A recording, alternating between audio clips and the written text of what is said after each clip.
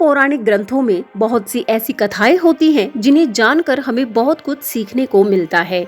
ऐसी ही एक कथा विश्वकर्मा जी से संबंधित है जिसमें उन्होंने तीनों लोकों में अलग अलग स्थानों से तिल तिल करके सर्वोत्कृष्ट और बहुमूल्य तत्व एकत्रित किए और उन तत्वों से एक सुंदर स्त्री का निर्माण किया और उस स्त्री का निर्माण भी ब्रह्मा के आदेश से किसी उद्देश्य के लिए किया गया था। क्या था वो उद्देश्य और क्यों दो भाइयों को मारने के लिए इस सुंदर स्त्री का निर्माण करना बहुत आवश्यक हो गया था, ये जानने के लिए वीडियो में लास्ट तक जरूर बने रहें। आपको बहुत ही जानकारी मिलेगी। हिरण्यकशिपु असुर के वंश में दो भाई थे, सुंद और उपसुंद। दोनों ही बहुत बलशाली थे और क्रूर भी थे।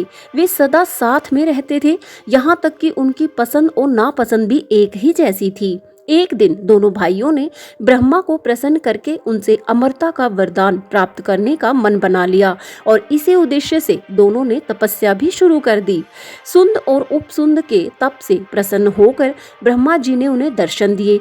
दोनों ने ब्रह्मा जी से अमरता का वरदान मांगा, परंतु ब्रह्मा जी सहमत नहीं हुए। तो सुंद और उपसुंद ने कहा कि आप यह वरदान दीजिए कि हम दोनों केवल एक दूसरे के हाथों ही मारे जाएं और कोई अन्य प्राणी हमारा वध ना कर सके। ये वरदान अमर होने के वरदान जैसा ही था, क्योंकि दोनों भाइयों में परस्पर इतना प्रेम था कि एक दूसरे को मारने का प्रश्न ही नहीं उठता। ब्रह्मा जी ने तथास्तु कहा और अंतर ध्यान हो गए।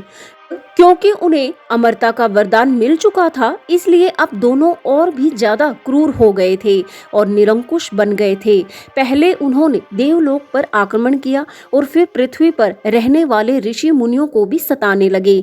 आखिर में सभी देवता मिलकर सहायता मांगने ब्रह्मा जी के पास गए। ब्रह्मा जी ने देवताओं की व्यथा सुनी।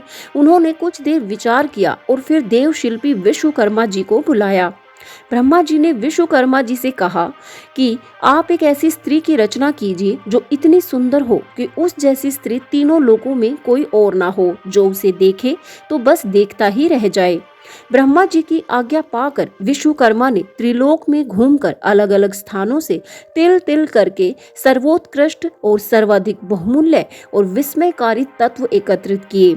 फिर अप्रतिम सौंदर्य वाले उन कणों की सहायता से विश्वकर्मा ने एक सुंदर स्त्री की रचना कर डाली और उसे ब्रह्मा के समक्ष प्रस्तुत कर दिया।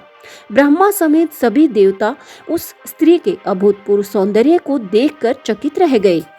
ब्रह्मा जी ने कहा कि इस सुंदर स्त्री का नाम तिलोत्तमा होगा, क्योंकि इसे तीनों लोकों के उत्तम तिलों को जोड़कर बनाया गया है और यही सुंद और उपसुंद का अंत करेगी। ब्रह्मा जी ने तिलोत्तमा से कहा कि तुम्हें सुंद और उपसुंद को अपने सौंदर्य से लुभाना है, आगे का कार्य वे स्वयं कर लेंगे। तिलोत्तमा ने ब्रह्मा जी को प्रणाम किया और सुंद और उपसुंद के पास पहुंच गई। तिलोत्तमा को देखते ही दोनों भाइयों का रोम रोम खिल उठा। उसके अप्रतिम लावण्य पर दोनों असुर भाई ऐसे मंत्रमुग्ध हुए कि उनमें कामाग्नि प्रज्वलित हो उठी। सुंद ने कहा कि मैंने ऐसी सुंदर स्त्री जीवन में पहली बार देखी है।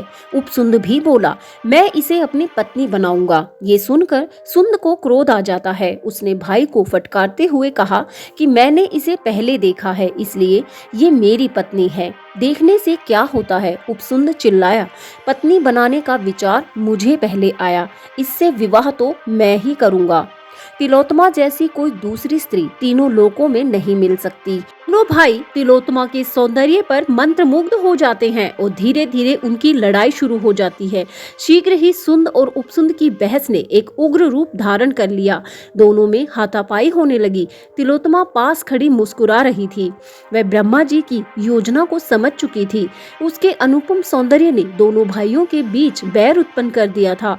अगले ही क्षण दोनों भाइयों ने तलवारें निकाल ली और दोनों के बीच भीषण युद्ध होने लगा।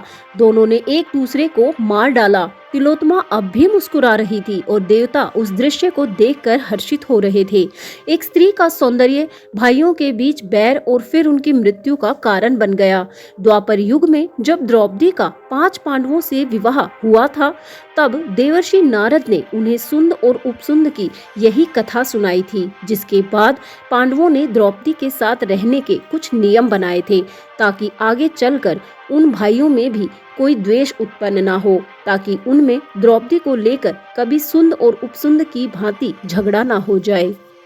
कथा से यही सीख मिलती है कि किसी भी चीज की अति होना बहुत विनाशकारी होता है। सुंद और उपसुंद में दोनों में अथाह प्रेम था, लेकिन उन्होंने अपनी प्रेम को अपनी ताकत नहीं बनाया। उन्होंने उस ताकत को बहुत ही गलत तरीके से प्रयोग किया। दूसरों को सताने में उन्होंने इसका ज्यादा प्रयोग किया। तब ब्रह्मा जी को ना चाहते हुए भी उनके विनाश के लिए तिलोत्तमा को अवतरित करना पड़ा, जो उनके विनाश का कारण बनी। आपको ये कथा कैसी लगी कमेंट करके जरूर बताएं और ऐसे ही ज्ञानवर्धक वीडियोस के लिए चैनल से जुड़े रहें। जय श्री कृष्णा।